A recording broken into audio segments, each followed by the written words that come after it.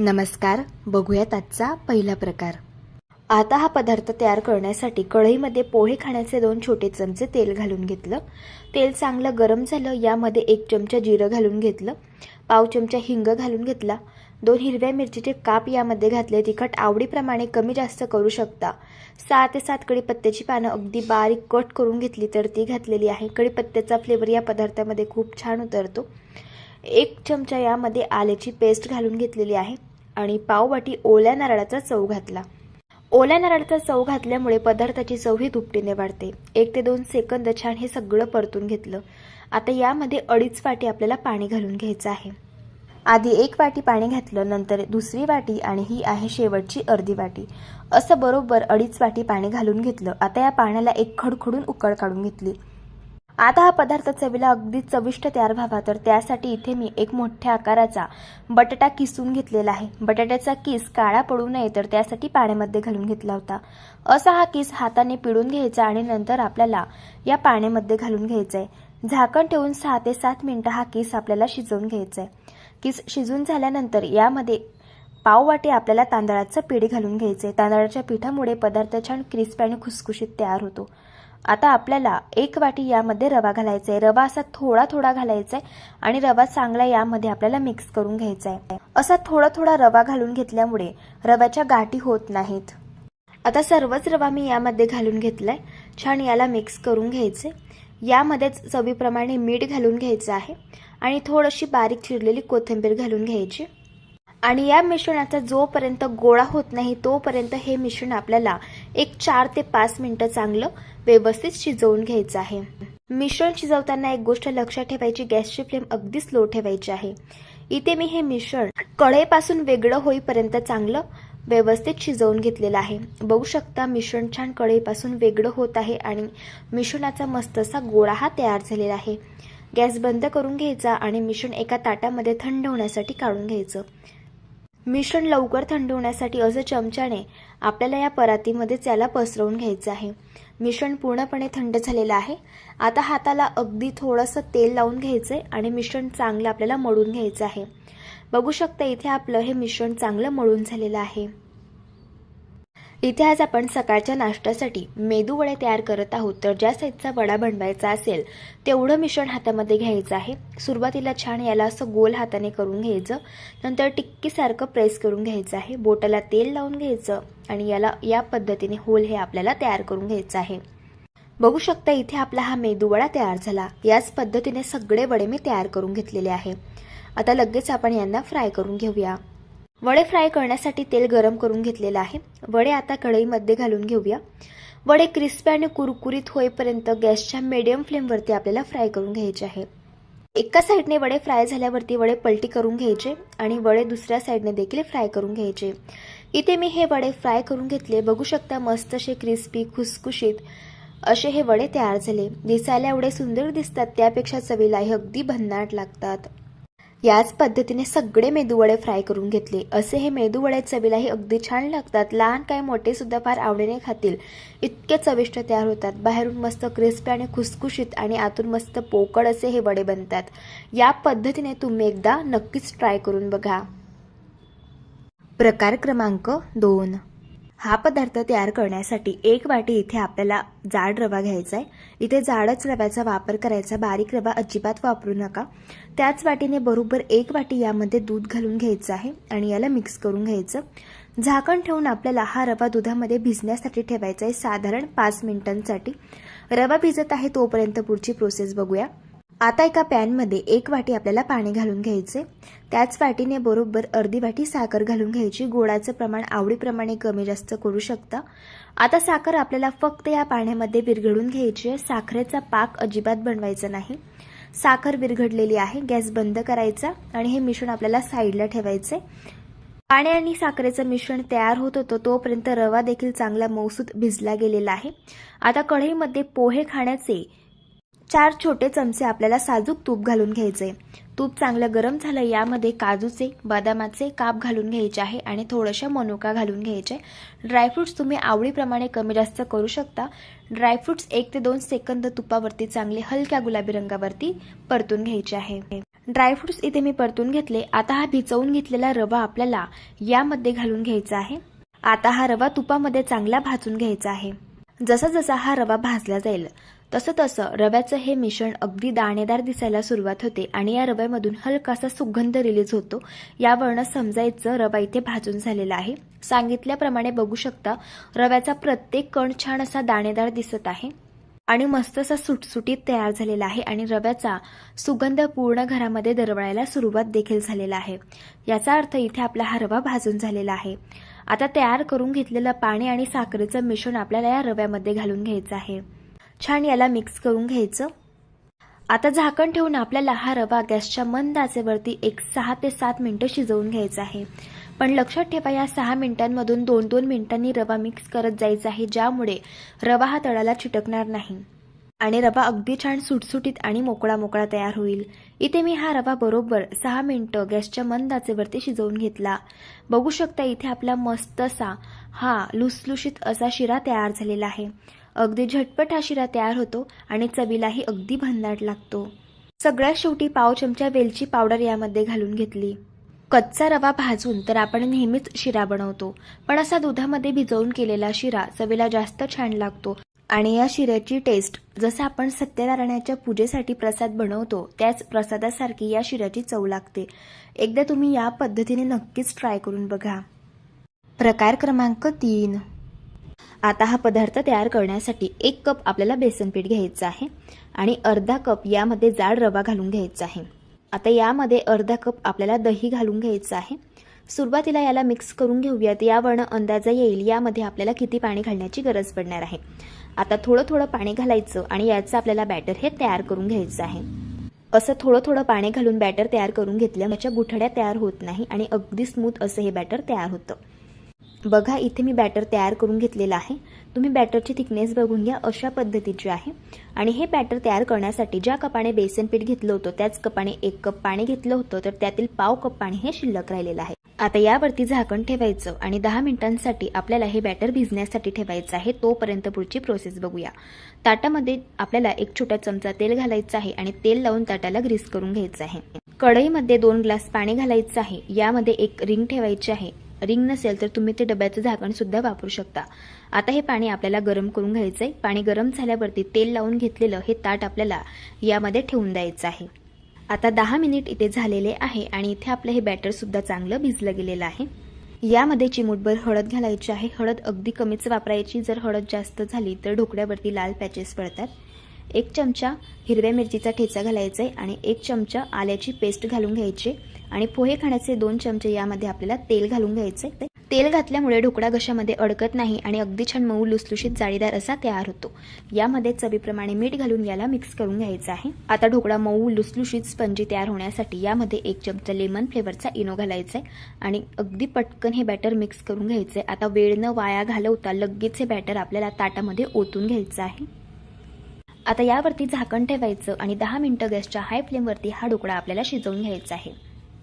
इथे मी हा ढोकळा 10 मिनिटं शिजवून घेतलेला आहे. आता आपण यावरचं झाकण काढूया. बघू शकता मस्त असा ढोकळा टम्म फुगून वर आलेला आहे.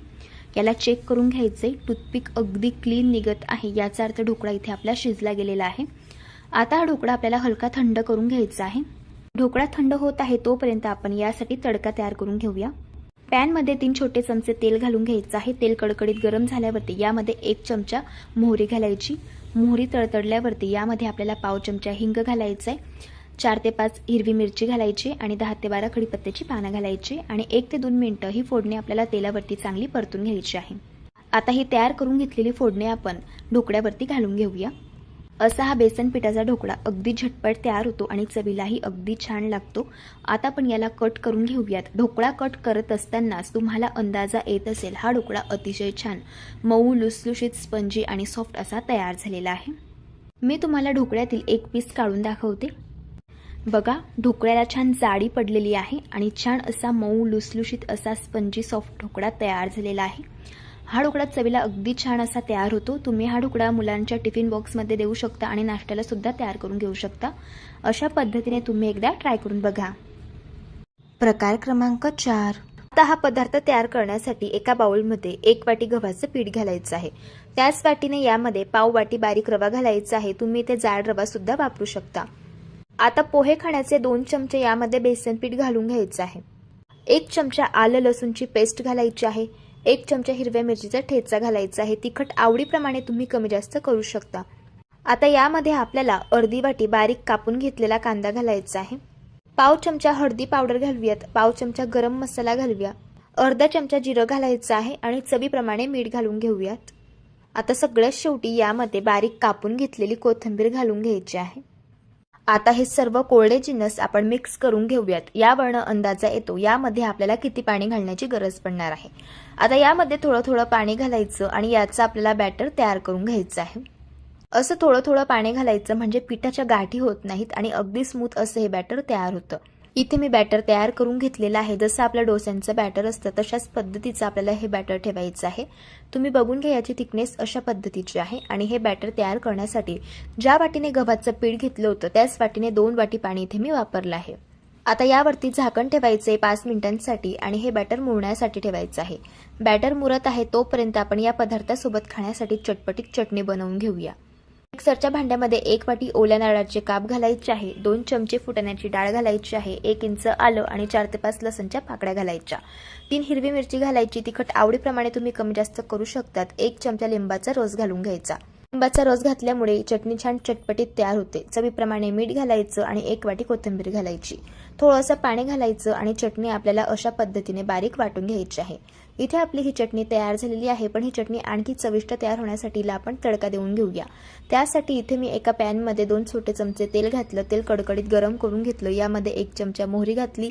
मोहरी तडतडल्यानंतर 1 चमचा जिरं घातलं. 4 ते 5 कढीपत्त्याची पानं घातली आणि ही फोडणी छान 1 ते 2 सेकंद तेलावरती परतून घेतली. गरम गरम फोडणी आपल्याला या चटणीवरती घालून घ्यायची आहे आणि चटणी मिक्स करून घ्यायची आहे. तयार झाली इथे आपली ओल्या नारळाची चटपटीत अशी ही चटणी. चवीला अगदी छान लागते. अशी ही खोबऱ्याची चटणी चपातीसोबत, भाकरीसोबत, पराठ्यासोबत आणि डोस्यासोबत खूप छान लागते.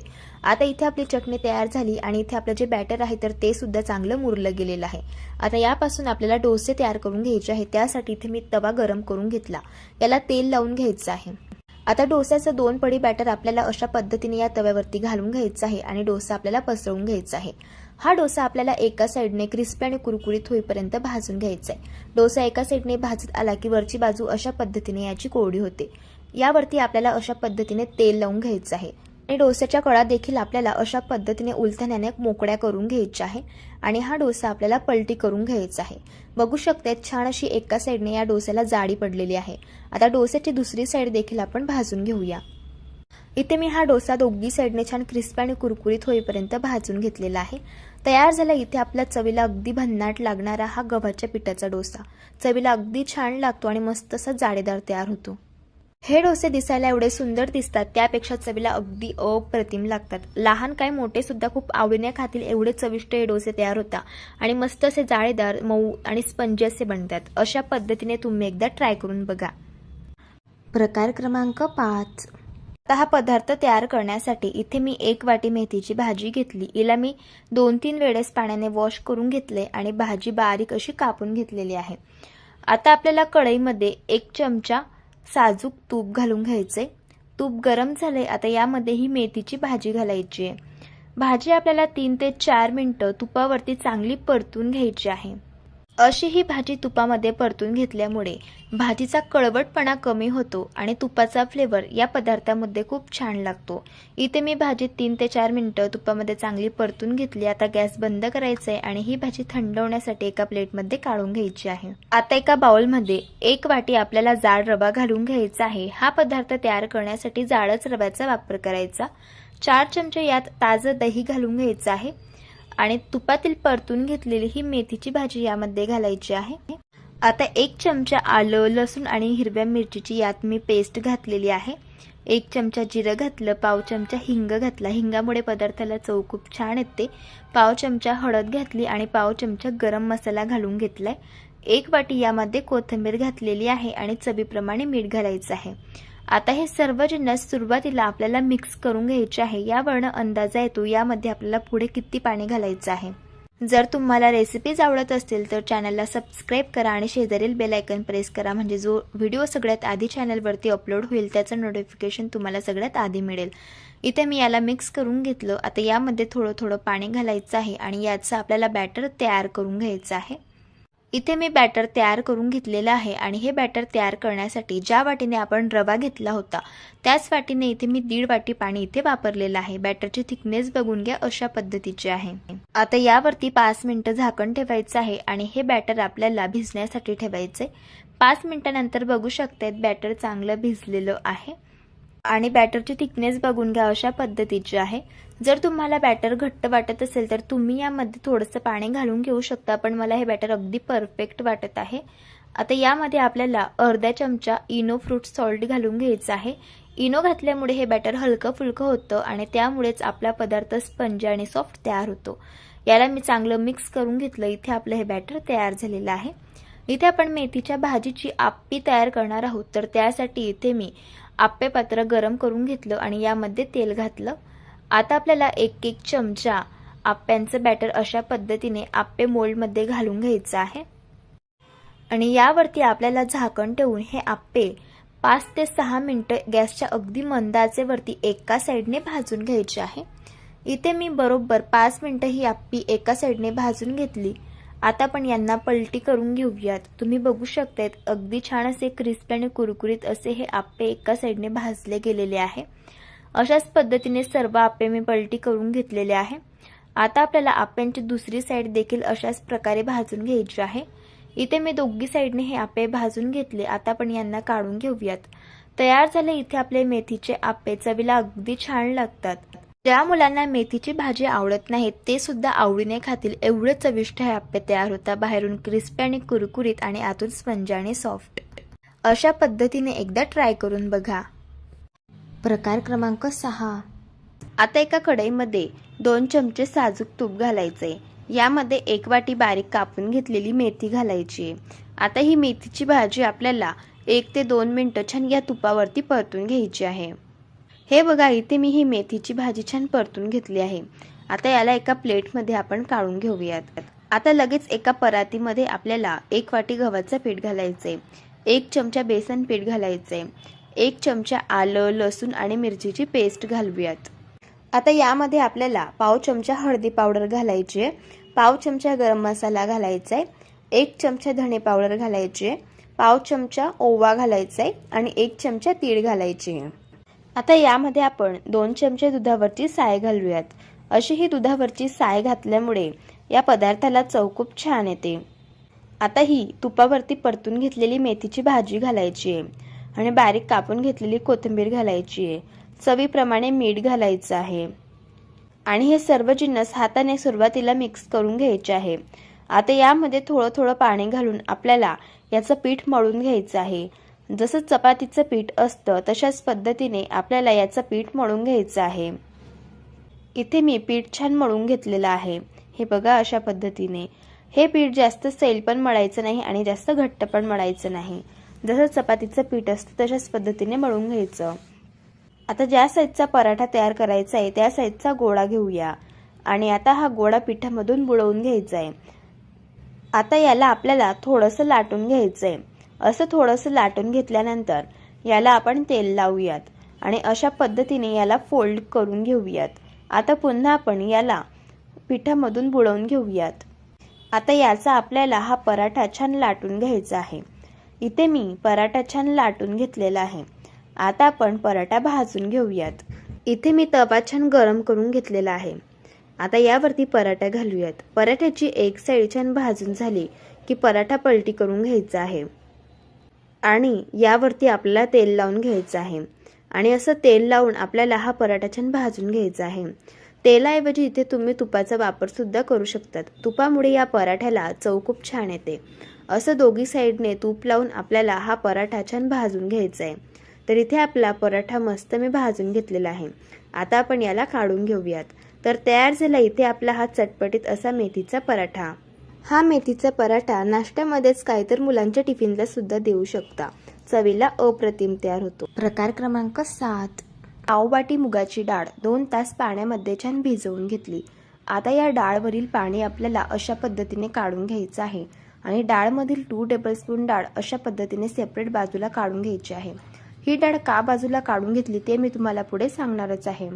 आता एका मिक्सरच्या भांड्यामध्ये आपल्याला मुगाची डाळ घालून घ्यायची आहे। यामध्ये आपल्याला 1 चमचा जिरं, 4 ते 5 लसणच्या पाकळ्या, 1 इंच आल्याचे काप, 2 हिरवी मिरची, तिखट आवडीप्रमाणे कमी जास्त करू शकता। पाण्याचा वापर जराही न करता आपल्याला जाडसर अशा पद्धतीने ही डाळ वाटून घ्यायची आहे। आता एका परातीमध्ये 1 वाटी आपल्याला गव्हाचे पीठ घालायचं आहे। यामध्ये वाटून घेतलेली ही मुगाची डाळ आता घालूया आणि बाजूला सेपरेट काढून घेतलेली ही डाळ आपल्याला यामध्ये घालायची आहे। अशी ही डाळ घातल्यामुळे या पदार्थाला चव खूप छान येते। आता पाव चमचा हळद, पाव चमचा लाल तिखट, पाव चमचा गरम मसाला, पाव चमचा धणे पावडर आणि पाव चमचा चाट मसाला घालायचा आहे। चाट मसाल्यामुळे या पदार्थाला चव खूप छान येते। चवीप्रमाणे मीठ घालायचे आणि कोथिंबीर घालायची। आता सगळ्यात शेवटी 2 चमचे साजूक तूप घालायचे। असं साजूक तूप घातल्यामुळे या पदार्थाला चव खूप छान येते। आता हे सर्व जिन्नस सुरुवातीला हाताने छान मिक्स करून घ्यायचे आहे। यावरून अंदाजा येतो यामध्ये आपल्याला किती पाणी घालायचे। आता थोडं थोडं पाणी घालून याचा आपल्याला छान गोळा मळून घ्यायचा आहे।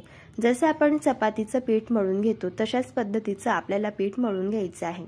असं पीठ मळून घेतल्यानंतर थोडंसं यावरती तूप घालायचं आणि पुन्हा 1 ते 2 मिनिटं आपल्याला पीठ छान मळून घ्यायचं आहे। इथे मी पीठ छान मळून घेतलेलं आहे। आता इथे आपण मुगाचा पराठा तयार करणार आहोत। ज्या साईजचा पराठा तयार करायचा असेल त्या साईजचा गोळा घ्यायचा आणि याचा आपल्याला अशा पद्धतीने उंडा तयार करून घ्यायचा आहे। आता हा उंडा आपल्याला पिठामधून बुडवून घ्यायचा आहे आणि याला थोडंसं लाटून घ्यायचं आहे। असे याला लाटून घेतल्यानंतर यावरती थोडंसं तूप घालायचं आणि याला अशा पद्धतीने पसरवून घ्यायचं। आता आपल्याला याला फोल्ड करून घ्यायचं आहे। हे बघा अशा पद्धतीने असं याला फोल्ड करून घेतल्यानंतर पुन्हा याला पिठामधून बुडवून घ्यायचं आणि याचा आपल्याला छान पराठा लाटून घ्यायचा आहे। इथे मी गोलाकार पराठा लाटून घेणार आहे। इथे तुम्ही त्रिकोणी पराठा सुद्धा लाटून घेऊ शकता। आता इथे मी पराठा छान लाटून घेतलेला आहे। आता आपण याला भाजून घेऊया। आता इथे मी तवा छान गरम करून घेतलाय। यावरती हा पराठा घालायचा आहे। पराठ्याची एक साईड छान भाजून झाल्यानंतर पराठा पलटी करून घेऊया। यावरती आता तूप घालून घ्यायचं आहे आणि दोघी साईडने आपल्याला तूप घालून हा पराठा भाजून घ्यायचा आहे। तुपाऐवजी तुम्ही तेलाचा वापर सुद्धा करू शकता, पण तुपामुळे या पराठ्याची चव खूप छान लागते। इथे मी दोघी साईडने छान तूप लावून हा पराठा मस्त भाजून घेतलेला आहे। हे बघा इथे आपला हा पराठा तयार झालेला आहे। आता आपण याला काढून घेऊयात। हा पराठा चवीला तर अगदी भन्नाट लागतो आणि जर प्रवासामध्ये पराठा नेत असाल तर 2 ते 3 दिवस अजिबात खराब होत नाही। असा हा मुगाचा पराठा अतिशय पौष्टिक तयार होतो आणि सगळ्यात महत्त्वाचं लहान काही मोठ्यांना सुद्धा फार आवडतो। जर तुम्हाला आजच्या या सर्व रेसिपीज आवडल्या असेल तर रेसिपीला लाईक करा, चॅनलला सबस्क्राईब करा आणि शेजारील बेल आयकॉन प्रेस करायला विसरू नका। व्हिडिओ जास्तीत जास्त शेअर करा। तर चला भेटू एका मस्त अशा चमचमीत रेसिपी सोबत। तोपर्यंत धन्यवाद।